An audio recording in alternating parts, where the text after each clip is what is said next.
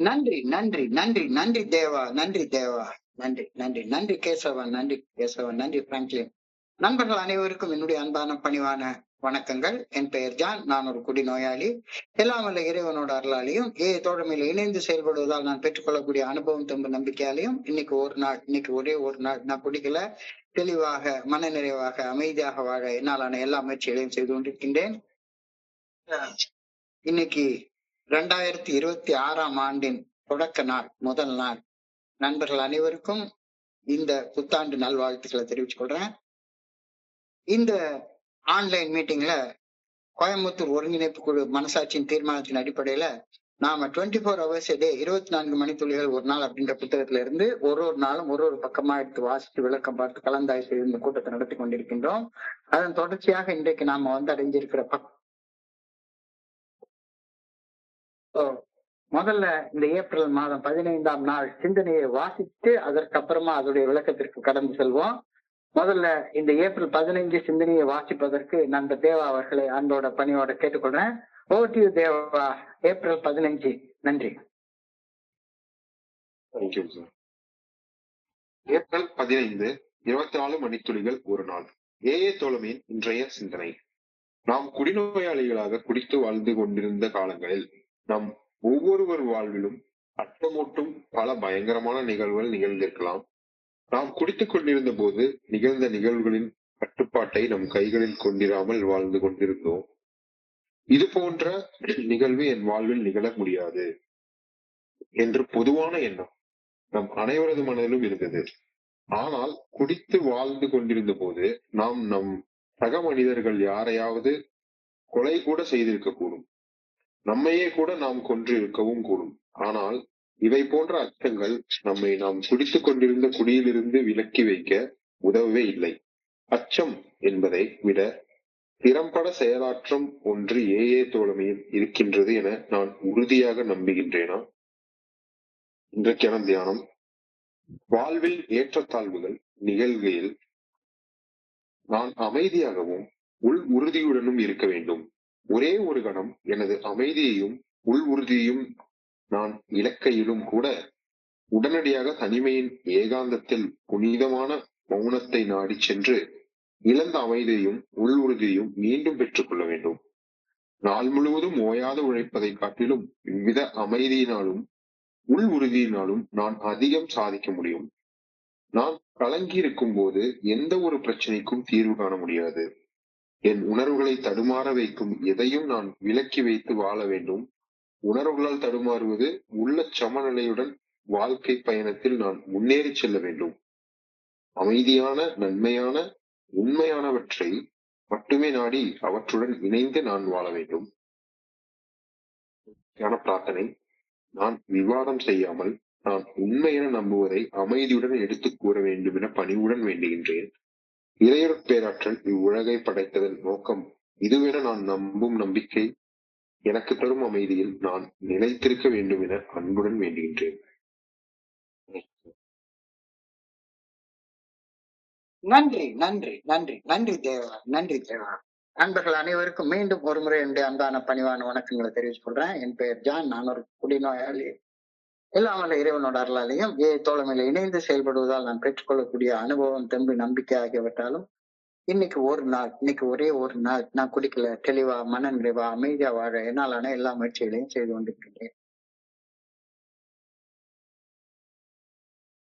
நேற்றைக்கு சிந்தனையில 2 ஸ்லோகன்ஸ பத்தி ஆழமான அர்த்தத்தை பார்ப்போம்.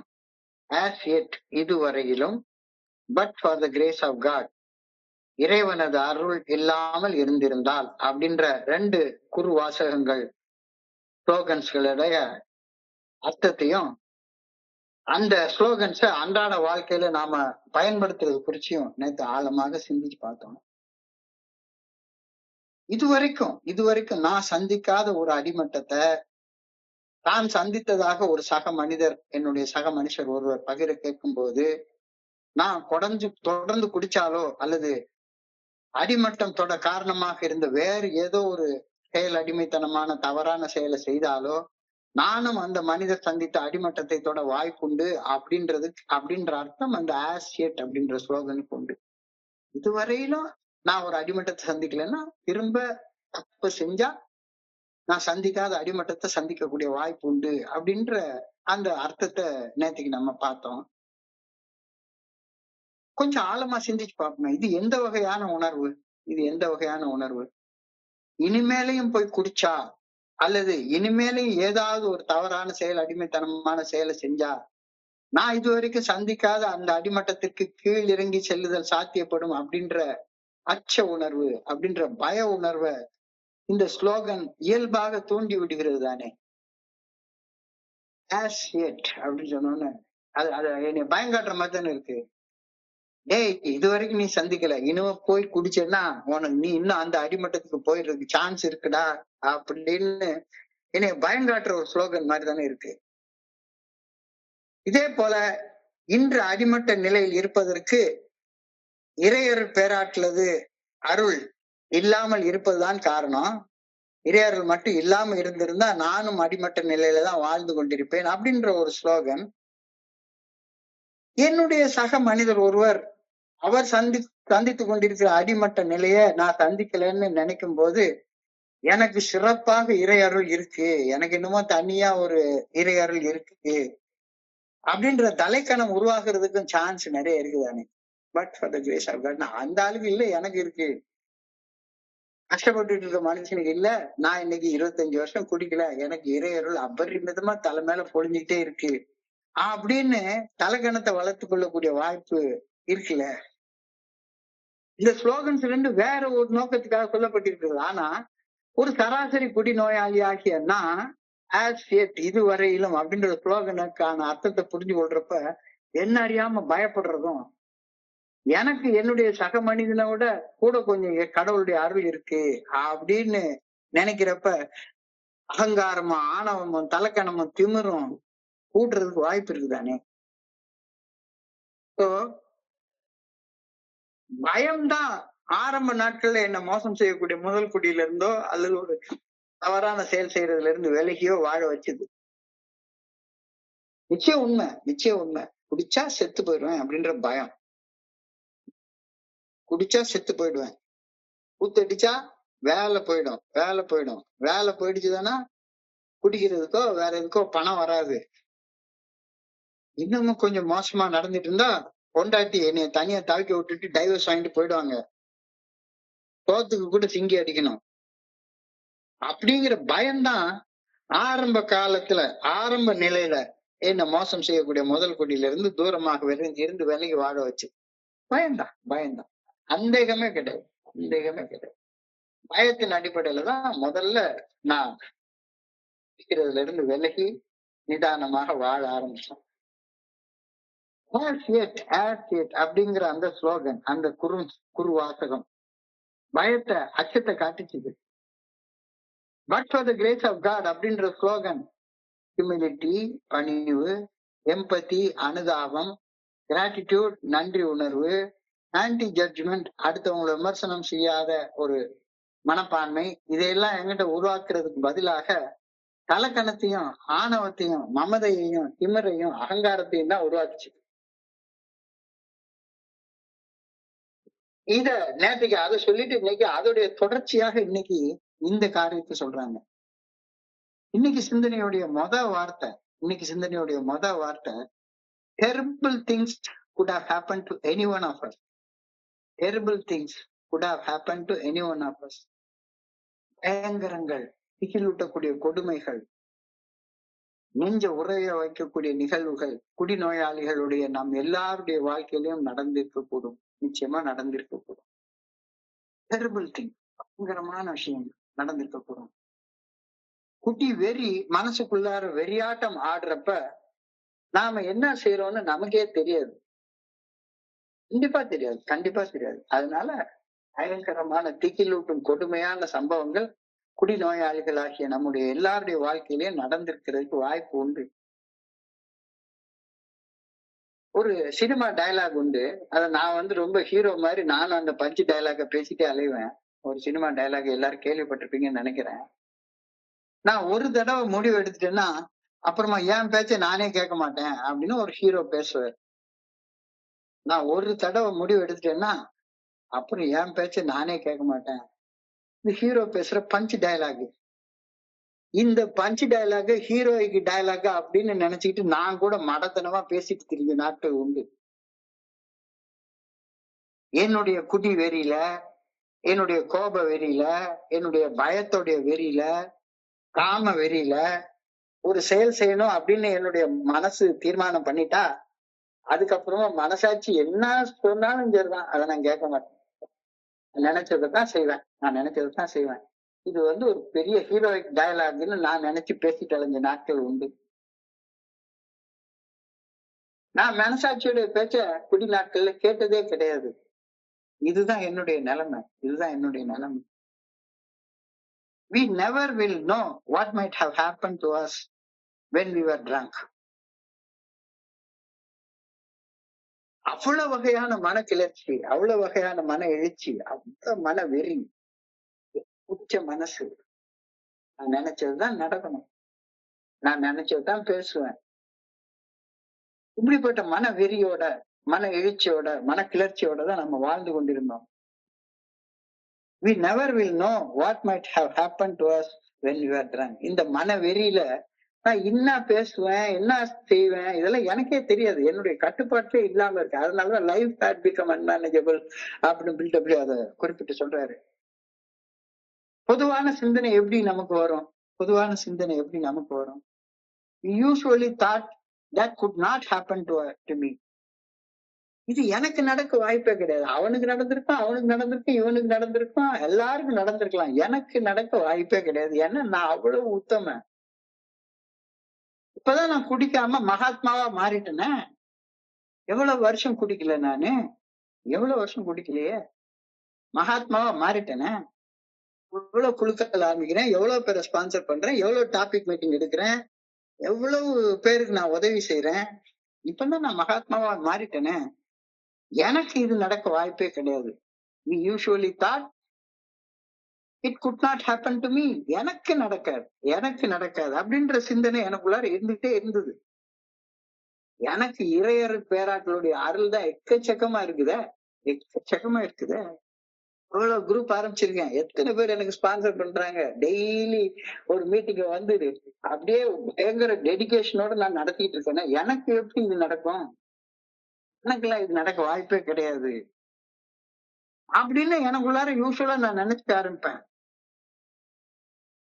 இப்போ அடுத்தவங்களுக்கு ஒரு கஷ்டம்னா முன்னால போய் நிக்கிறேனே.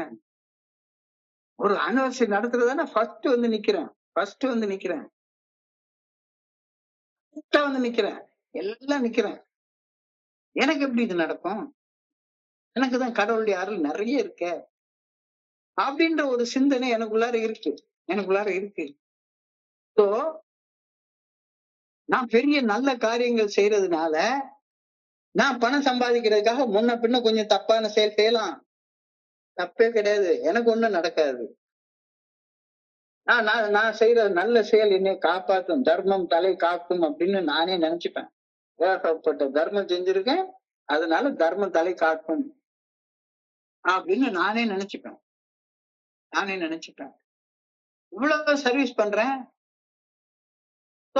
நைட் ரிலாக்ஸ்டா தூங்க ஒரு அரை மணி நேரம் சுய இன்பம் அனுபவிச்சுட்டா என்ன தப்பு? ஒரு அரை மணி நேரம் தானே. காலையில இருந்து எவ்வளவு ப்ரிப்பேர் பண்ணிருக்கேன், எத்தனை பேருக்கு ஸ்பான்சர் பண்ணிருக்கேன், எவ்வளவு பண்ணிருக்கேனே. எனக்கு கடவுளுடைய அருளை நிறைய சம்பாதிச்சுட்டேனே. கடவுளுடைய அருளை நிறைய சம்பாதிச்சிட்டதுனால 24 மணி நேரத்துல ஒரு அரை மணி நேரம் லீவ் எடுத்துக்கிட்டு நைட்டு மட்டும் கதவை பூட்டிட்டு ஒரு போன் பிக்சர் பார்த்து சுய இன்பம் அனுபவிச்சா என்ன தப்பு? இதுதான் என்னுடைய சிந்தனையாக இருந்தது. ஏன்னா நான் அவ்வளவு நல்ல செயல்கள் செஞ்சதுனால எனக்கு தீமையெல்லாம் நடக்காது. எனக்கு தீமை செய்யறதுக்கு ஒரு உரிமை உண்டு. Everybody has got the right to be wrong அப்படின்னு பில்டபிள்யூ சொன்ன வார்த்தையை நானே தப்பா நினைச்சுப்பேன்.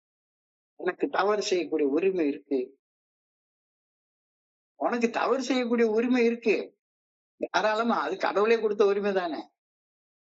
தவறு செஞ்சுட்டு அவருக்கான வினை பயனை அனுபவிக்காம உன்னால இருக்க முடியாது, அந்த சாய்ஸ் உனக்கு கிடையாது ராஜா அப்படின்னு தெளிவா சொல்றாங்க.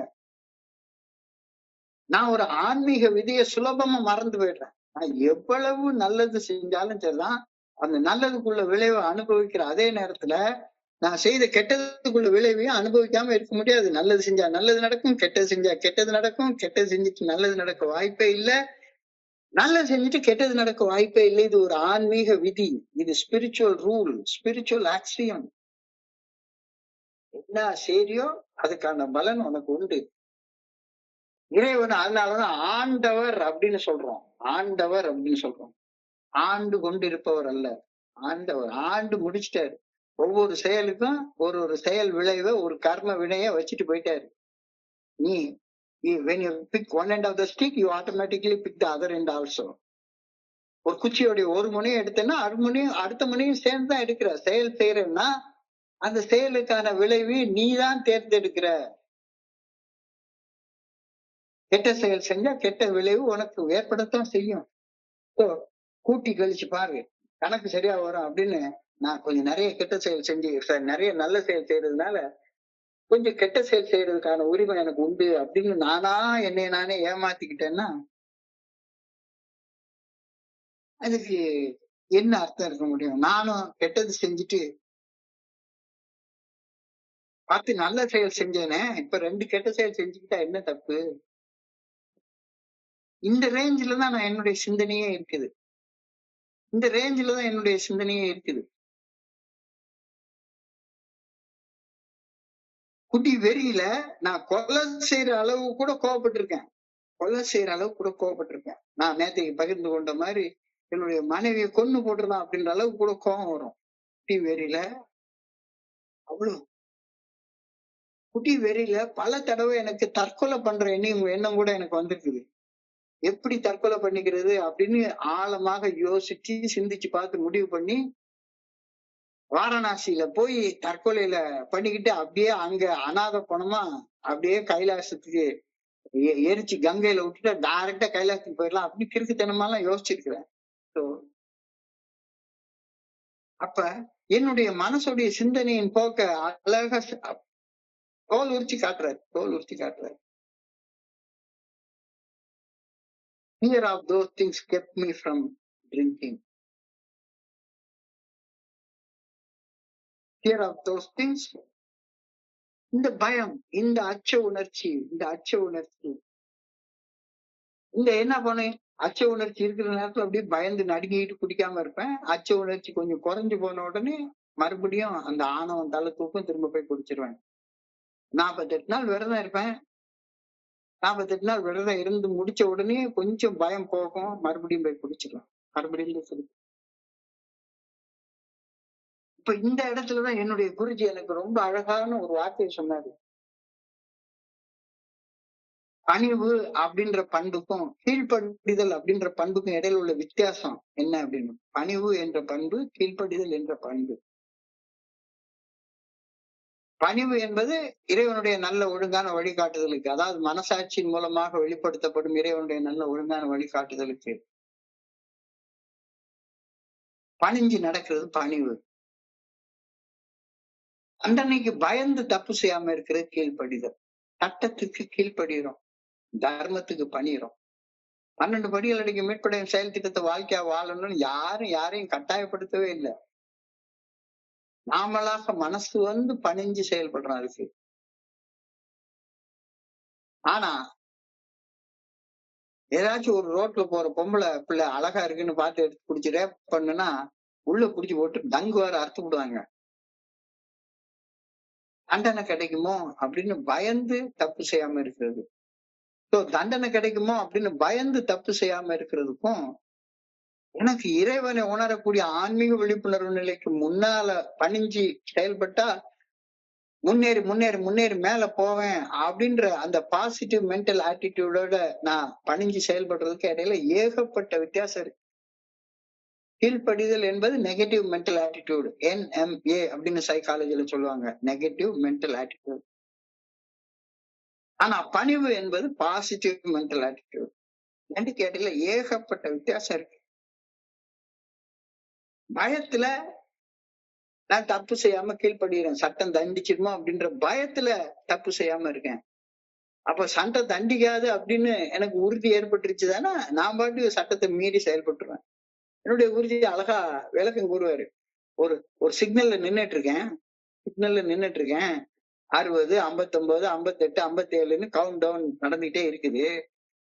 அப்படியே காத்துட்டே இருக்கிறேன். அப்படியே பாக்குறேன், அங்க ஏத்த மாதிரி அந்த போலீஸ்காரனையும் காணோம். வண்டியும் எதுவும் இல்ல. நான் பாட்டுக்கு கியரை போட்டு சர்ருன்னு வண்டி எடுத்து போனா யாரும் தண்டிக்கப்பட மாட்டேன் அப்படின்னு நான் சட்டத்தை மீறிடுறேன். ஆனா பணிவு என்பது யூனிவர்சல் செட். Universal set. கீழ்ப்படிதல் என்பது அந்த யூனிவர்சல் செட் உள்ளார இருக்கக்கூடிய சின்ன சப்செட், அவ்வளவுதான். சின்ன சப்செட் தான். முன்னேற்றம் காண விரும்பும் போது மட்டும்தான் மனசாட்சிக்கு பணிந்து, மனசாட்சி உறுத்தக்கூடிய செயல்களை செய்யாமலும், மனசாட்சி சரின்னு சொல்லக்கூடிய செயல்களை செஞ்சும் வாழ்றது எனக்கு புரியும். ஏன் லஞ்சம் வாங்குறதுக்கு நான் சரியாக இது பண்றேன்? இந்த பர்டிகுலர் நேரத்துல லஞ்சம் வாங்கினா மாட்டிக்க மாட்டோம் அப்படின்னு தெரிஞ்சா சர்வ சாதாரணமா லஞ்சம் வாங்கிப்பேன். அதுக்குதான் உலகத்துல ஆடிட்டர் 1008 பேர் உட்கார்ந்து இருக்காங்க. அதெல்லாம் ஒரு பிரச்சனையும் வராது சார், பாத்துக்கிறோம் சார், சட்டம் நம்ம கையில தான், சட்டம் நம்ம கையில தான் அப்படி சொல்லி சட்டத்துக்கு கீழ்படுகிறது மீறுறது அசட்டு துணிச்சல். அசட்டு துணிச்சல்.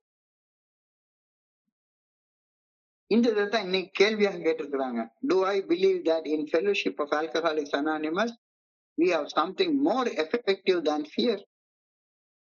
நேத்தின் அடிப்படையில கீழ்படுகிறது, அதைக்கும் மேல ஆன்மீக முன்னேற்றத்திற்காக பணிஞ்சு நல்லவனா வாழ்றது, பணிவோட மனசாட்சியின் நல்ல ஒழுங்கான வழிகாட்டுதலுக்கு பணிந்து செயல்பட்டு வாழ்ந்தா இன்னும் மேலும் மேலும் உயர்ந்த நிலைகளுக்கு போக முடியும் அப்படின்ற நம்பிக்கையோட செயல்பட சொல்றது ஆல்கஹாலிக்ஸ் அனானிமஸ் அடைய 12 படிகள் அடைக்கும் செயல்படும். அதுதான் கேள்வி கேட்கிறாரு.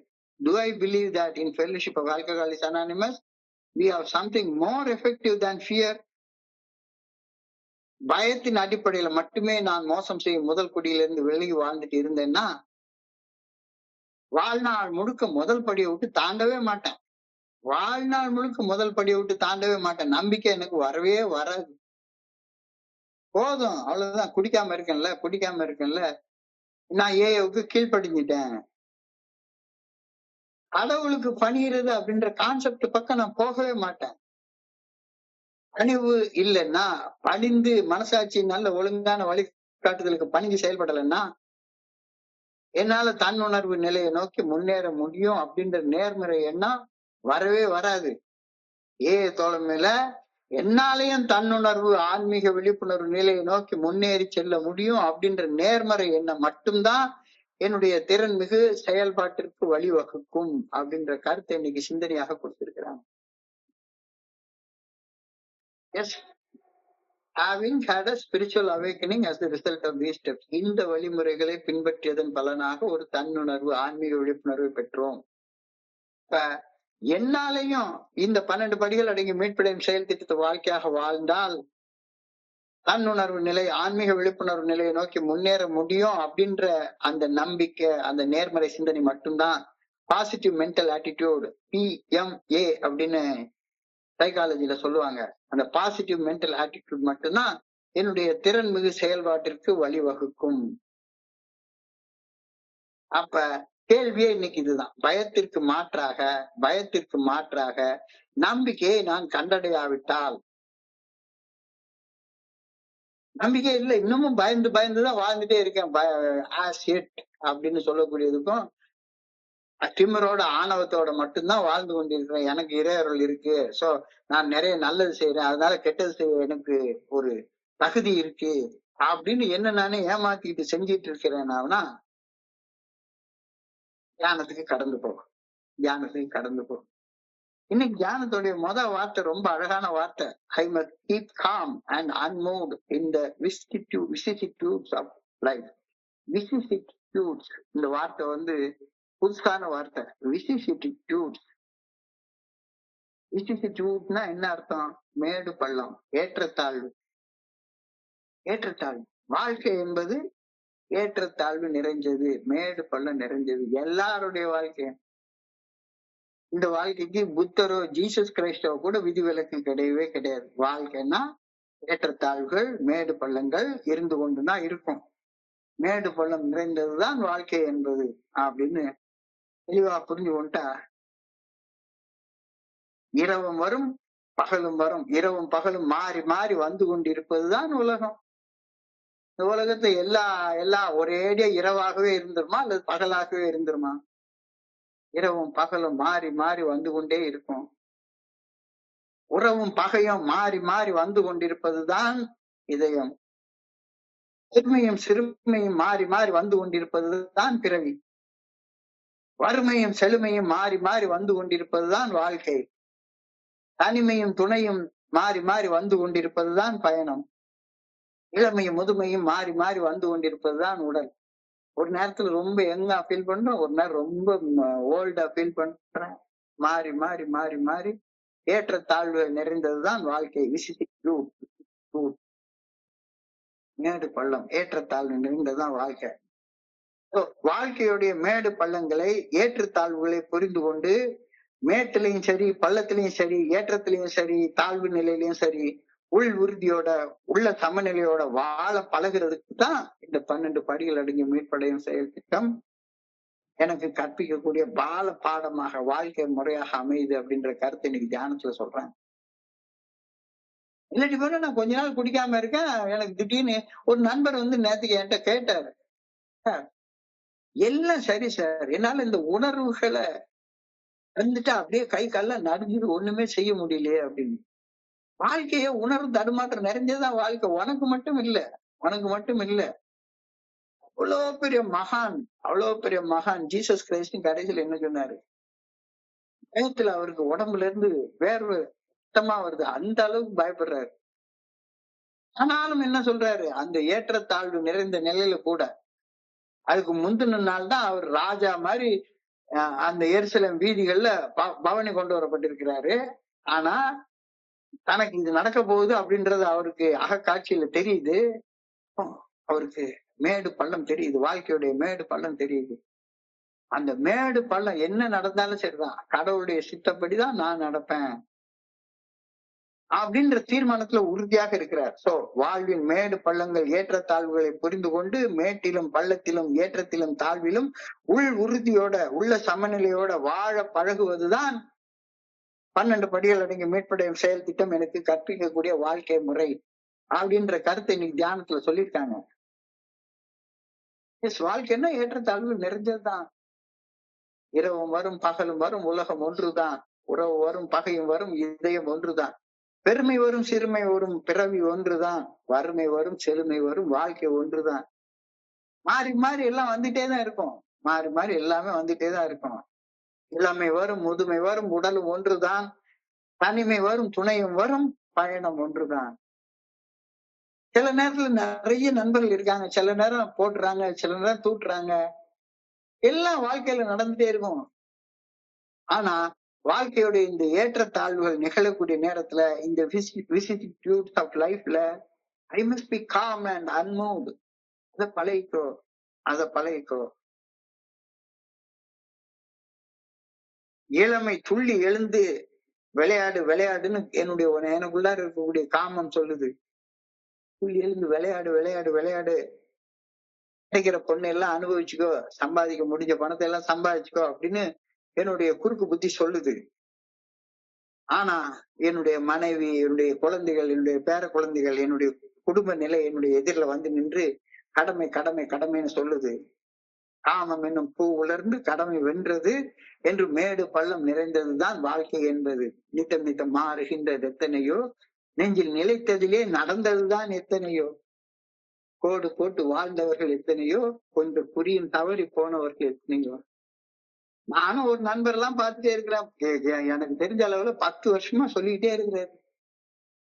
கோடு போட்டு வாழ்ந்தவர்கள் எத்தனையோ, கொண்ட குறியும் தவறி போனவர்கள் எத்தனையோ, நெஞ்சில் நினைத்ததிலே நடந்ததுதான் எத்தனையோ. நான் இந்த போன் பிச்சை பாக்குறத உடனும் உடனும் உடனும் உடனும் 10 வருஷம் சொல்லிட்டே இருக்கிறாரு. உடனும்னா இன்னைக்கு உடனும் அவ்வளவுதான். குடிக்கிறது உடனும் உடனும் உடனும் உடனும்னு 10 வருஷம் 15 வருஷம் சொல்லிட்டு கடைசியில குடியாலேயே செத்து போனவங்களுடைய அனுபவங்கள் எத்தனை பேர் நான் பார்த்துக்கிறோம். நித்தம் நித்தம் மாறுகின்றது எத்தனையோ, நெஞ்சில் நிலைத்ததிலே நடந்ததுதான் எத்தனையோ. குடி வெறி குடி குடி குடி குடின்னு என்னை நச்சரிக்குது. ஏய தோழமை என்னுடைய கடமையை செய்ய சொல்லி என்னை சுட்டி காட்டுது. என்னைய பொறுத்த அளவுல இறுதியிலே ஏய தோழமை என்ற கடமை வென்றது. ஏய தோழமை எனக்கு சுட்டி காட்டக்கூடிய அந்த கடன்பட்ட வாழ்க்கை வென்றது என்று மேடு பள்ளம் நிறைந்ததுதான் வாழ்க்கை என்பது. மேடு பள்ளம் இல்லாத வாழ்க்கை யாருக்கு இருக்கு? 70 வயசுல ஒரு நாளைக்கு 6 பாக்கெட் சிகரெட் குடிச்ச இந்த உடம்பு அப்பப்ப எங்கேயாச்சும் வலிக்குது, ஏதாச்சும் ஒண்ணு பண்ணுது. ஆனா மிச்ச நேரத்துல இந்த மாதிரி நண்பர்களோட இந்த இந்த மாதிரியான சிந்தனைகள்ல என்னுடைய மனசை குவிச்சு செயல்படுற நேரத்துல எனக்கு அந்த இளமையான உற்சாகம் திரும்ப வருது. திரும்ப வருது. எப்படி வந்துகிறது? அதுக்கான வழியைத்தான் சொல்றாரு. I must go back into the silence of communication with the good orderly direction of God. மேடு பள்ளம் பள்ளத்துல இருக்கிற மாதிரி இருக்கிறப்ப உனக்கு என்ன வரும்? கழிவிறக்கம் உண்டாயிரும். ஐயோ எனக்கு மட்டும் இப்படி நாளைக்கு நடக்குதுன்னு. மேட்டுல நிக்கிறப்ப எனக்குதான் இறை அருள் நிறைய இருக்குது. அதனால ஒரு 2 நாள் லீவ் எடுத்துட்டு ரூமை பூட்டி போட்டு நானும் போன் பிக்சர் பாத்துக்கலாம் அப்படின்னு ஒரு மனசு சொல்லுது. மேடு பள்ளங்கள் வாழ்க்கையில் இருக்கிறப்போ உள்ள சமநிலை தடுமாறுற நேரத்துல go back into the silence of communication with the good orderly direction of God. உனக்குன்னு உருவாக்கி வச்சிருக்கிறல்ல அந்த 3க்கு 3 புனிதமான இடத்துல புனிதமான மௌனத்துல வாயை மூடிட்டு சொல்லற சும்மா இருந்து உனக்குள்ளார மறந்து போயிருக்கும் இறை தொடர்பை மீண்டும் உணர்ந்து செயலாற்றும் ஆற்றலை பெற்றுக்கொள். செயலாற்றும் ஆற்றலை பெற்றுக்கொள். மறுபடியும் அதேதான். மேடு பள்ளம் நிறைந்ததுதான் வாழ்க்கை என்பது. Mindfulness and meditation. என்ன நடக்குதுன்னே தெரியாம வாழ்ந்துட்டு இருக்கிறது அது நிகழ்வறியா நிலை. எனக்கு உள்ளார என்ன நடக்குது, என்ன சிந்தனை ஓடுது, நான் என்னத்தை உணர்ந்துட்டு இருக்கிறேன். பைத்தியக்கார மாதிரி கோவம் வந்தா கோவப்படுறது, பயம் வந்தா பயப்படுறது, பயம் வந்தா ஓடி ஒளிஞ்சுக்கிறது, கோவம் வந்தா போட்டு என்னத்தையாவது அடிக்கிறது உடைக்கிறது, அல்லது பொண்டாட்டிய கரைசனை ஊத்தி கொளுத்திடுறது, ஜெயில போய் உட்கார்ந்துக்கிறது. நிகழ்வறியா நிலை. அப்ப நிகழ்வரி நிலையில நீ செயல்படணும் அப்படின்னா அந்த உனக்குன்னு உருவாக்கி வச்சிருக்கிற அந்த 3க்கு 3 இடத்துல புனிதமான மௌனத்துல சொல்லற சும்மா உட்கார்ந்து இருக்கிற பழக்கத்தை உண்டு பண்ணு. உண்மையிலேயே இன்னைக்கு காலையில எழுந்த நேரத்துல இருந்து நைட்ல இருந்து கம்ப்ளீட்டா எனக்குன்னு உருவாக்கி வச்சிருக்கிற அந்த இடத்துல இருந்ததுனால இந்த புது வருட ஆரம்பமே உற்சாகமாக எனக்கு நிறைய இடங்கள்ல வந்தது. இந்த பாட்டுகள்லாம் எனக்கு எங்க இருந்தே வந்ததுன்னே தெரியவே இல்லை. நித்தம் நித்தம் மாறுகின்றது எத்தனையோ, நெஞ்சில் நினைத்ததிலே நடந்ததுதான் எத்தனையோ. நெஞ்சில நினைக்கிறதெல்லாம் நடந்துட்டா, நினைத்ததெல்லாம் நடந்து விட்டால் தெய்வம் ஏதும் இல்லை. நடந்ததையே நினைச்சுக்கிட்டே உட்கார்ந்து இருந்தேன்னா புலம்பி புலம்பி ஏஎம் மீட்டிங்ல வந்து ஏஎம் மீட்டிங் அவமானத்தை பகிர்றதுக்கான இடம்னு நினைச்சுக்கிட்டு நானும் அவமானத்தை பகிர்ந்து எல்லாருடைய அவமானத்தையும் கேட்டு கடைசியில குண்டு சட்டிக்குள்ளார குதிரையை ஓட்டிட்டு பயத்தை கடந்து நம்பிக்கை அடைஞ்சு வாழக்கூடிய வழி தெரியாம அப்படியே ஸ்டாக்னேட் ஆகி நிக்கிறது சொல்லல. B mindful. நிகழ்வரி நிலையில வாழ கத்துக்கோ. தியான நிலையில வாழ கத்துக்கோ. Detach yourself from yourself and observe yourself அப்படின்ற வார்த்தையை நீ சொல்றாங்க. Detach yourself from yourself and observe yourself. John என்ற இந்த ஆளு நான் தான் செயலாட்டிட்டு இருக்கேன், நான் தான் பேசிட்டு இருக்கிறேன். இப்ப நானுமே நான் பேசிட்டு இருக்கிற பேச்ச இங்க இருக்கக்கூடிய ஒரு நண்பர்களோட நண்பர்களாக உட்கார்ந்து இருந்து நானே கேட்டுட்டு இருந்தேன்னா நான் என்ன ரைட்டா பேசுறேன், என்ன தப்பா பேசுறேன் அப்படின்றது எனக்கே தெரியும், நல்லா தெரியும். என்னிலிருந்து விலகி என்னுடைய செயலை நான் கவனிக்கிறது தான் எனக்குள்ளார இருக்கக்கூடிய ஆன்மா செய்யற வேலை. அதான் மனசாட்சி செய்யற வேலை. இதை செய்யாதடான்னு கவனிச்சு சொல்லுது. நீ யாரா சொல்றது? உனக்கு நான் என்ன வேலைக்காரனாமா? மனசாட்சிக்கு நான் வேலை, இறைவனுக்கு நான் வேலைக்காரன் இல்லைன்னா வேற யாரு? நம்பிக்கை பெற்ற தொண்டனாக நான் செயலாற்றினேன்னா கலன்னு சிரிச்சு வாழ முடியும். இல்லாட்டா சிரிக்கத்தான் வாழ முடியும். அடுத்தவங்க என் வாழ்க்கையை பார்த்து சிரிக்க சிரிக்க சிரிக்க வாழ முடியும். Focus on control. மாற்றங்கள் ஏற்றத்தாழ்வுகள் உன்னைய கட்டுப்பாடு இழக்க வைக்கும். ஏற்றத்தாழ்வுகள் உன்னை கட்டுப்பாடு இழக்க வைக்கும். மேடு பள்ளங்கள் உன்னை கட்டுப்பாடு இழக்க வைக்கும். அந்த கட்டுப்பாடு அற்ற தன்மையை எப்படி கடந்து வர்றது அப்படின்னு யோசிச்சு பாரு. யோசிச்சு பாரு. அப்படியே ஒரு வெள்ளத்துல மிதந்துட்டு போற சாதாரண கட்டை மாதிரி அலைக்கழிக்கிற இடத்துக்கெல்லாம் அலைக்கழிச்சு இல்ல. ஆண்டவன் அப்படி வாழ்றதுக்காக நம்மளை படைக்கவே இல்லை. அதற்காகத்தான் மெடிடேஷன் மைண்ட்ஃபுல்னஸ் கொடுத்திருக்காங்க. வாழ முடியும், வாழ முடியும். Focus on control. கட்டுப்பாடற்ற தன்மையை எப்படி கடந்து வருவது அப்படின்னு உட்கார்ந்து யோசிச்சு பாரு. மேடு பள்ளங்கள் வர்ற நேரத்துல மனசு தடுமாறத்தான் செய்யுது, தடுமாறத்தான் செய்யுது. எப்படிறா எப்படிறா இவ்வளவு அழகான பொண்ணு அவளா கூப்பிடுறா, எப்படி வேண்டாம் சொல்றது, எப்படி வேண்டாம் சொல்றது? அவனா வழிய வந்து, சார் லஞ்சம் எல்லாம் கொடுக்கல சார், வேலையெல்லாம் முடிச்சிட்டீங்க, அன்பளிப்பா கொடுக்குறேன், ஒரு 10 லட்ச ரூபா வச்சுங்க சார். அன்பளிப்பா தானே சார் தர்றேன், அன்பளிப்பா தரேன் சார், ஒரு பிரச்சனையும் வராது, அன்பளிப்பா தர்றேன். மனசு தள்ளப்படுது. அப்படியே மேட்டுல ஏறி நிக்கிற ஒரு ஃபீல் வருது. வாங்கிக்கலான்னு ஒரு மனசு சொல்லுது, டேய் டேய் டேய் டேய் டேய் வேண்டாம் வேண்டாம் வேண்டாம் அப்படின்னு இன்னொரு மனசு சொல்லுது. அப்ப ஃபோக்கஸ் ஆன் கண்ட்ரோல். கட்டுப்பாடற்ற தன்மையை எப்படி கடந்து மனசை எப்படி கட்டுப்படுத்துறது அப்படின்றத கவனத்தை குவிச்சு யோசிச்சு பாரு. 12 படிகள் அடங்கிய மீட்படையின் செயல் திட்டம் அன்மேனேஜபிலிட்டி ஆஃப் லைஃப் மேனேஜபிலிட்டி ஆஃப் லைஃப் கொண்டு வர்றதற்காக பரிந்துரைக்கப்பட்ட செயல் திட்டம் தான். முதல் படியில we admit that we are life had become unmanageable. அதே அன்மேனேஜபிலிட்டியில தொடர்ந்து வாழ்றதுக்காகவா நான் தோழமையில வந்துட்டு இருக்கிறேன்? இல்ல இல்ல இல்ல இல்ல.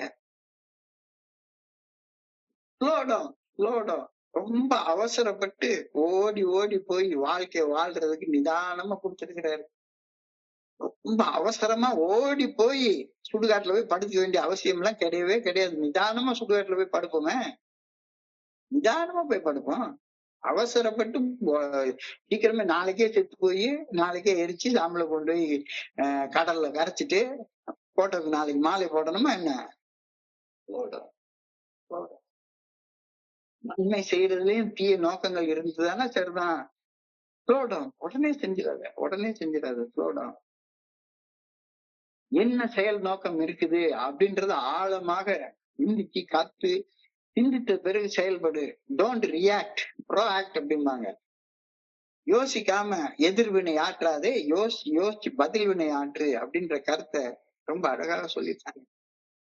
முயற்சி பயிற்சி சாதகம் செய், முயற்சி பயிற்சி சாதகம் செய். விட்டுறாத, விட்டுறாத. ஏன்னா ரொம்ப ஈஸி, ரொம்ப ஈஸி. இந்த மீட்டிங் எல்லாம் வந்து உட்காந்து கேட்க ஆரம்பிச்சு இந்த புத்தகத்தை ஆரம்பத்துல இருந்து கொஞ்சம் கொஞ்சமா படிக்க ஆரம்பிக்கிறப்ப இதெல்லாம் நமக்கு வேலைக்கு ஆகாதுயா. இதை விட நியூ இயர் பார்ட்டியில போய் எங்கேயாவது உட்காந்து சும்மா அப்படியே 4 டான்ஸ பார்த்தோமா. இன்னைக்கு நண்பர் போட்டிருந்தாரு, நியூ இயர்ல எல்லா வெறுமனே சும்மா ரெக்கார்ட் டான்ஸ் ஒண்ணு போட்டுட்டு ஏகப்பட்ட பிரியாணி சிக்கன் 65 வச்சு சாப்பிட்டுட்டு இங்க போனா நல்லா இருக்கும், இந்த இடத்துக்கு போனா மறுபடியும் அருன்னு அறுத்துட்டே உட்கார்ந்து இருப்பாங்க. இது என்ன போட்டுட்டுன்னு தியானம், புனிதமான இடம், 3க்கு 3 இதெல்லாம் தேவையா அப்படின்னு மனசு சொல்லும், மனசு சொல்லும். ஆனா விட்டுறாத, விட்டுறாத, விட்டுறாத. இவ்வளவு கஷ்டப்பட்டு இந்த இடத்துக்கு வந்திருக்கோம். கண்ணீர் விட்டோ வளர்த்தோம் சர்வேசா, கண்ணீர் விட்டவல்லவா வளர்த்தோம். இந்த வாழ்க்கைய வந்து அடையிறதுக்கு எவ்வளவு கண்ணீர் விட்டோம். ஆனா சர்வ சாதாரணமா மறந்து போயிட்டு அவன் பாட்டு உட்கார்ந்து ஜிங்கி ஜிங்கி ஜிங்கி ஜிங்கின்னு ராத்திரி நேரத்து பூஜையில் ரகசிய தரிசன ஆசைன்னு பாட்டு பாடி குத்தாட்டம் போட்டுட்டு உட்கார்ந்துருக்க. அதான் போட்டு போட்டு முடிச்சுட்டு தானே இங்க வந்திருக்கோம். பயிற்சி முயற்சி சாதகம் ஆரம்பிச்ச பயிற்சி முயற்சி சாதகத்தை கைவிட்டுறாது, அவ்வளவு சுலபமா கைவிட்டுறாது. ரொம்ப அப்போ இந்த இந்த மைண்ட்ஃபுல்னஸ் பிராக்டிஸ் பண்றதற்கு, இந்த மைண்ட்ஃபுல்னஸ் பிராக்டிஸ் பண்றதுக்கு இந்த மேடு பள்ளம் ஏற்றத்தாழ்வு நிறைந்த நிலையில உள்ள சமநிலையோட வாழ்றதற்கு என்ன செய்யணும்? டிட்டாச் பண்ணிக்கோ, டிட்டாச் பண்ணிக்கோ. எனக்கு பணம் இருக்கு, எனக்கு பணம் இருக்கு. ஆனா இந்த பணம் எல்லாம் கடவுளுடைய பணம், கடவுளுடைய பணம்.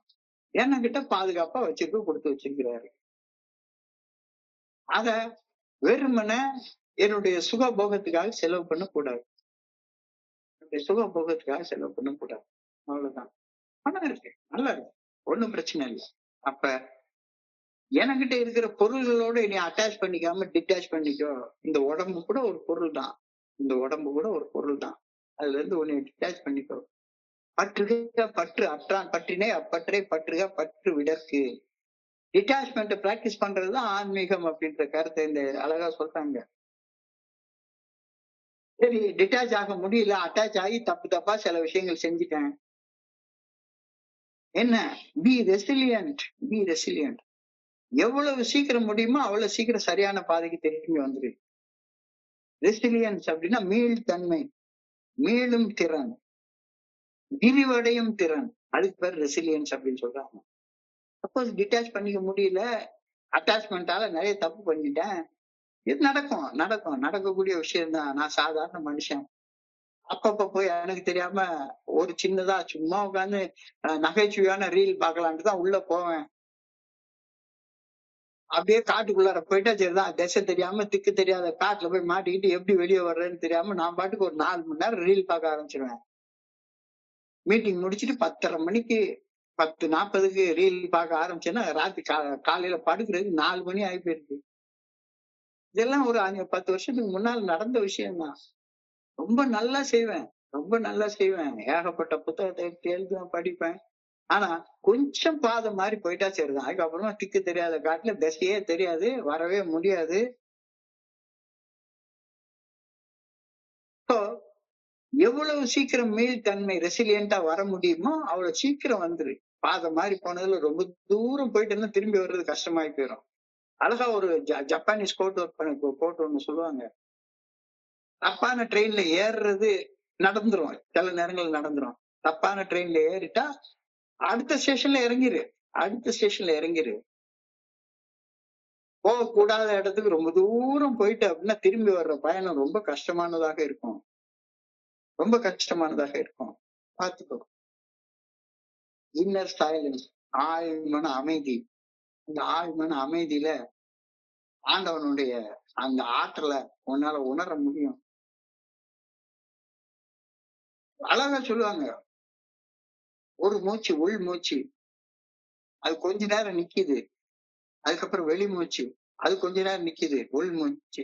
அந்த ரெண்டுக்கும் இடையில இருக்கக்கூடிய அந்த கேப் இருக்கு பாத்தீங்களா, உள் மூச்சுக்கும் வெளி மூச்சுக்கும் இடையில, வெளி மூச்சுக்கும் உள் மூச்சுக்கும் இடையில இருக்கிற கேப்ல பெரிய ஆற்றல் இருக்கு, பெரிய ஆற்றல் இருக்கு. அந்த கேப்ப நீ கவனிச்சேன்னா, மனமது செம்மையானால் வாயுவை உயர்த்த வேண்டாம், மனமது செம்மையானால் வாசியை நிறுத்த வேண்டாம். அந்த கேப்ப கவனிக்க ஆரம்பிக்கிறப்ப அந்த இறைவனுடைய அந்த வெற்றிடம் நல்லாக தெரியும். என்னுடைய உடம்புக்கு தான் சுவாசம் தேவை, ஆன்மாவுக்கு சுவாசம் தேவையே இல்லை, ஆன்மாவுக்கு சுவாசம் தேவையே இல்லை. அந்த ஆன்மாவை உணரணும் அப்படின்னா சுவாசத்துக்கு இடையில உள்ள கேப்ல உன்னால உணர முடியும். அப்ப புனிதமான இடத்துல சொல்லற சும்மா அமர்ந்திருந்தா தானே அது நடக்கும். என்ன நடந்தாலும் சரிதான், at all cost keep your calm. மேடு பள்ளங்கள் நிறைந்த அந்த வாழ்க்கை, ராத்திரி வருது, பகல் வருது, உறவு வருது, பகை வருது, கோபம் வருது, பயம் வருது, எல்லாம் வந்து போயிட்டே தான் இருக்கு. எல்லா சூழ்நிலைகள்லயும் ஒரு மனத்தவனா இருக்கு கத்துக்கோ, பழகிக்கோ. அப்படியே வெள்ளம் இழுத்துட்டு போற திசையில எல்லாம் போனா அடிச்சு மிதிப்பட்டு அப்படித்தானே ஏக்கு சேர்ந்தோம். இங்கேயும் மறுபடியும் அதே வாழ்க்கை வாழ்றதுக்காக நாம இங்க வந்திருக்கோம். இல்ல, all cost I should keep my com. I can solve nothing when I am agitated. உள்ளுக்குள்ளார குமரிட்டு இருக்கேன்னு வைங்களேன், குமரிட்டு இருக்க நேரத்துல எந்த ஒரு பிரச்சனைக்காச்சும் தீர்வு காண முடியுமா? என்னுடைய அம்மா சொல்லுவாங்க, அவசரத்துல கையை விட்டு அண்டாவுக்குள்ளார கூட கை போகாதுடா அப்படிம்பாங்க.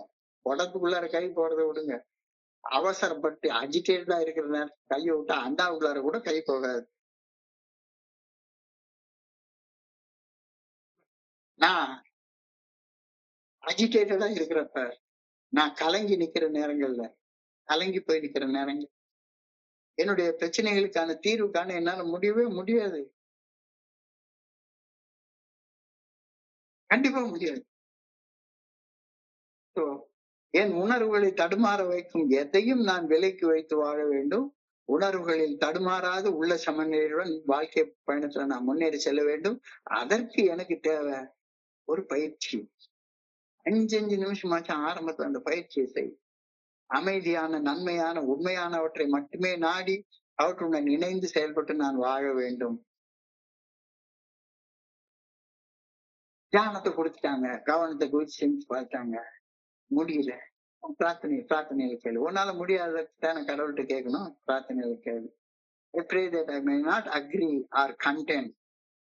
நான் விவாதம் செய்யாமல் உண்மையென நம்புவதை அமைதியுடன் எடுத்து கூற வேண்டும் என நான் ஆண்டவா உன்னை வேண்டுகிறேன். இப்ப இந்த மாதிரி கருத்துக்கள், நிறைய கருத்துக்கள். ஒரு நண்பர் நேத்துக்கு வந்து நான் சொன்ன கருத்தை நண்பர் நேத்துக்கு வெங்கடேஷ் சொன்ன மாதிரி, சார் புதுசா ஒரு நண்பன்கிட்ட போய் நீங்க அவன்கிட்ட போன் பிக்சர் பார்க்காதுன்னா போய் குடிச்சிருவான் சார், அதனால போன் பிக்சர் பாருன்னு சொல்லுங்க அப்படின்னு சொல்றாரு. ஒரு பெரிய விவாதம் வந்து, நீங்க என்ன பார்க்க வேண்டாம் சொல்றீங்க, அவன் குடிச்சு அவன் செத்து போயிட்டான்னா என்ன காரணம்? அவன் பார்த்தான்னா அது அவன் பிரச்சனை, அவனை பாருன்னு அனுமதியை நீ கொடுக்காத, அவ்வளவுதான் நான் சொல்றேன். அவன் போன் பிக்சர் பாக்குற குணக்கோளாறு காம வெறிதான் அவன் குடிக்கிறதுக்கான காரணம்னு ஏஏ சொல்லுது. நீ எரியிற தீயில பெட்ரோலை ஊத்தாதன்னு சொல்றேன். சரி, என் கருத்தோட அவர் அக்ரி பண்ணல அப்படின்னா அவர் கூட போய் உட்கார்ந்து நான் விவாதம் பண்ணிட்டு இருக்கவா? வேண்டாம். நான் விவாதம் செய்யாமல் நான் உண்மையான நம்புவதை அமைதியுடன் எடுத்து கூற வேண்டும் என ஆண்டவா உண்மை பணியோட வேண்டிக் கொள்கின்றேன். இறையருள் பேராற்றில் இந்த உலகை படைத்ததன் நோக்கம் இதுவென நான் நம்பும் நம்பிக்கை எனக்கு தரும் அமைதியில் நான் நினைத்திருக்க வேண்டும் என நான் எனக்கு தெரியுது. எனக்கு எனக்கு என்னுடைய குருஜி சொல்லிக் கொடுத்தாரு, என்னுடைய ஸ்பான்ஸ் சொல்லி கொடுத்தாரு, இன்னும் பெரிய பெரிய சைக்காலஜிஸ்ட் எல்லாம் சொல்லி கொடுத்தாங்க. நான் நான் இறையருள் பேராற்றில் என்னை படைத்த நோக்கம் இதுவென நம்பும் நம்பிக்கை எனக்கு தரும் அமைதியில நான் நிலைத்திருக்க வேண்டும் என ஆண்டவா உண்மை பணியோடு வேண்டிக் கொள்கின்றேன். I pray that I may keep myself in that state of calmness that comes from the faith in God's purpose for this world.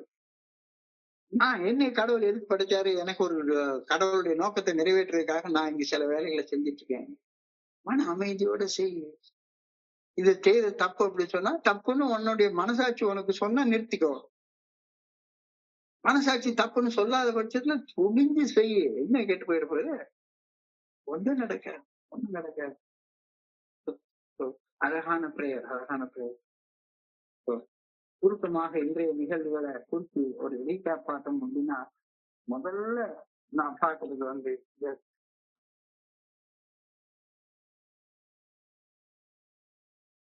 இன்னைக்கு பயத்தின் அடிப்படையில வாழ்ற வாழ்க்கை, நம்பிக்கையின் அடிப்படையில வாழ்ற வாழ்க்கை. எல்லாருமே பொருளாதாரம் வர்ற எல்லாருமே ஆரம்பத்துல குடிச்சா செத்துவோம், குடிச்சா மனைவி போயிடுவாங்க, குடிச்சா வேலை போயிடும், குடிச்சா சமுதாயத்துல பிரச்சனை ஆயிரும், குடிச்சா ஜெயில குடிச்சு போட்டுருவாங்க, குடிச்சா ரீஹாப்ல போட்டுருவாங்க. அந்த பயத்துலதான் நம்ம குடிக்காம இருக்கோம். ஆனா பயத்துல குடிக்காம இருக்கிறது எவ்வளவு நாளைக்கு கம்ஃபர்டபுளா இருக்கும்? பயத்தை விட மேம்பட்ட ஒன்றை, அது நம்பிக்கை. அந்த நம்பிக்கையை ஏஐ கண்டுபிடிச்சியா? கண்டுபிடிச்சிட்டேன்னா பயம் ஏன் வருது, உணர்வுகள் ஏன் தடுமாறுது, வாழ்க்கையுடைய ஏற்றத்தாழ்வுகள் தான் உணர்வுகளை தடுமாற வைக்குது. உலகம் என்பது விசிசிட்யூட், மேடு பள்ளம் நிறைந்தது. லைஃப்னா மேடு பள்ளம் நிறைந்ததுதான் வாழ்க்கை என்பது. இரவும் பகலும் மாறி மாறி வருவதுதான் உலகம். உறவும் பகையும் மாறி மாறி வருவதுதான் இதயம். பெருமையும் சிறுமையும் மாறி மாறி வருவதுதான் பிறவி. சில நேரத்துல என்னை பார்த்தா பெருமையா இருக்கும், சில நேரத்துல நீ எல்லாம் மனுஷனாடா அப்படின்ற அளவுக்கு சிறுமையா இருக்கும். சில நேரத்துல நல்ல கை நிறைய காசு, சில நேரத்துல எத்தனையோ பேரை பார்த்தோம்னா நம்ம கையில ஒண்ணுமே இல்லையா, அவன் பாரு BMW கார் வச்சிருக்கான், எவ்வளவு பெரிய வீடு வச்சிருக்கான், நினைச்சதெல்லாம் பண்றான், நினைச்ச நேரத்துக்கு சுவிட்சர்லாந்துக்கு டிக்கெட் எடுத்துட்டு போயிட்டு வரான், நம்மளால இங்க இருக்கிற ஆலப்புழாவுக்கு போக முடியலையே அப்படின்ற ஒரு எண்ணங்கள் வரும். வறுமை வரும், செழுமை வரும், அதுதான் வாழ்க்கை. தனிமை வரும், துணையும் வரும், அதுதான் பயணம். சில நேரத்துல ஹெல்த்தியா இருக்கும், சில நேரத்துல முதுமையான ஒரு ஃபீல் வரும், அதுதான் உடம்பு. இந்த மேடு பள்ளங்களுக்கு நடுவில் வாழ நீ கத்துக்கணும் அப்படின்னு சொன்னா புனிதமான மௌனத்துல, அந்த புனிதமான இடத்துல சொல்ற சும்மா இருந்து இறைவனுடைய ஆற்றலை உள்வாங்கி கொண்டு வாழ கத்துக்கோ. நித்தம் நித்தம் மாறுகின்றது எத்தனையோ, நெஞ்சில் நினைத்ததிலே நடந்ததுதான். நீ நினைக்கிறத செயலாக்கம் கொண்டு வா. உள்ளுறுதி காண்பதுதான் வாழ்க்கையிலே உன் உயரம். எண்ணம் செயலாகிவிட்டால் எல்லாமே கூடி வரும். எண்ணம் செயலாகிவிட்டால் எல்லாமே கூடி வரும். போன் பிக்சர் பார்க்கணுன்ற நிறுத்துற உண்மையான எண்ணமாக இருந்தா, அந்த உண்மையான எண்ணத்தை செயலாக்கம் பண்றது ஒரு நாள் அடிப்படையில ஈஸியா பண்ணிடலாம். பண்ணிட்டா வாழ்க்கையில நீ அடைய போற உயரங்களுக்கு எல்லையே கிடையாது. எல்லையே கிடையாது. நிகழ்வரி நிலையில வாழ கத்துக்கோ. நிகழ்வறியாம உன் பாட்டுக்கு என்ன நடக்குதுன்னே தெரியாம அந்த அன்கான்சியஸான மயக்கத்துல வாழாத. குடிக்கல, ஆனா அன்கான்சியஸா இன்னமும் என்ன நடக்குதுன்னு தெரியாம, என்ன பேசுறோம்னு தெரியாம என் பாட்டுக்கு உளறிக்கிட்டே உட்கார்ந்துருந்தேன்னா என்னப்பா நியாயம்? என்னப்பா நியாயம்? Be detach, be resilient, have inner silence. பற்று இல்லாம இரு. பற்று வந்துச்சுதானா எவ்வளவு சீக்கிரமா அந்த பற்றை வெட்டி போட முடியுமோ அவ்வளவு சீக்கிரமா ரெசிலியன்ட் ஆயிரு. மேல் தன்மை, மேலும் திறன், விரிவடையும் திறன் அதை வளர்த்துக்கோ. எப்பவுமே வெளியில தான் அந்த கொந்தளிப்பு எல்லாம் இருக்கும். ஆள் மனசுல கொந்தளிப்பு இருக்கவே இருக்காது. அந்த வெளியில கடல்ல நீங்க பாத்தீங்கன்னா நல்லா தெரியும், கரையில தான் அலை இருக்கும், நடு கடல்ல ஒண்ணுமே இருக்காது. கரையில அலைகளோட சேர்ந்து போராடிட்டு இருக்கிறத விட்டு கொஞ்சம் உள்ள போயிரு. மனசு உள்ளாரப்போ, மனசு உள்ளாரப்போ புனிதமான மௌனத்துல, புனிதமான இடத்துல சொல்லற சும்மா அமர்ந்து இருக்கிறப்போ உனக்கு அந்த ஆழ்ந்த அமைதிக்குள்ளார போயிருவேன். அதைத்தான் இன்னைக்கு பேர்ல சொல்றாரு. நான் விவாதம் செய்யாமல் நான் உண்மையான நம்புவதை அமைதியுடன் எடுத்து கூற வேண்டும் என பணிவுடன் வேண்டுகின்றேன். இறையருள் பேராற்றல் இவ்வுலகை படைத்ததன் நோக்கம் இதுவென நான் நம்பும் நம்பிக்கை எனக்கு தரும் அமைதியில் நான் நிலைத்திருக்க வேண்டும். அடுத்தவங்களுடைய நம்பிக்கை இல்லை, எனக்குள்ளார ஒரு நம்பிக்கை வளர்த்து கொண்டு அந்த நம்பிக்கையில நிலைச்சு இருக்கிறது. 365 நாள் முடியிற வரைக்கும் எனக்கு ஒரு வேலை இருக்கு, இந்த வேலையை செஞ்சேன்னா இது நல்லா நடக்கும் அப்படின்ற உறுதியான நம்பிக்கையோட செயல்படுறது. இதெல்லாம் இன்னைக்கு சொல்லியிருக்காங்க. இன்றைய பகுதியை படிக்கிறப்ப என் மனதை கடந்து சென்ற சிந்தனைகளை கூட பகிர்ந்து கொள்ள இந்த நல்ல வாய்ப்பு கொடுத்த குழுவிற்கு என்னுடைய மிக பணிவான நன்றிகளை தெரிவித்துக் கொள்றேன். பொறுமையாக கேட்ட ஒவ்வொரு நண்பருக்கும் என்னுடைய பணிவான நன்றிகள். இன்றைய இரவு பொழுது நண்பர்களுக்கு இனிமையான இரவாக அமைய இறைவன பணிவோடு வேண்டிக் கொள்கின்றேன். நன்றி நன்றி நன்றி நன்றி நன்றி நன்றி. வாழ்க வையகம், வாழ்க வளமுடன். இன்னைக்கு ஒரு 3 நிமிஷம் கூட எடுத்துக்கிட்டேன், 3-4 நிமிஷம் மன்னிச்சுக்கீங்க. நாளைக்கு நான் கரெக்ட் பண்ணிக்கிறேன். நன்றி நன்றி நன்றி.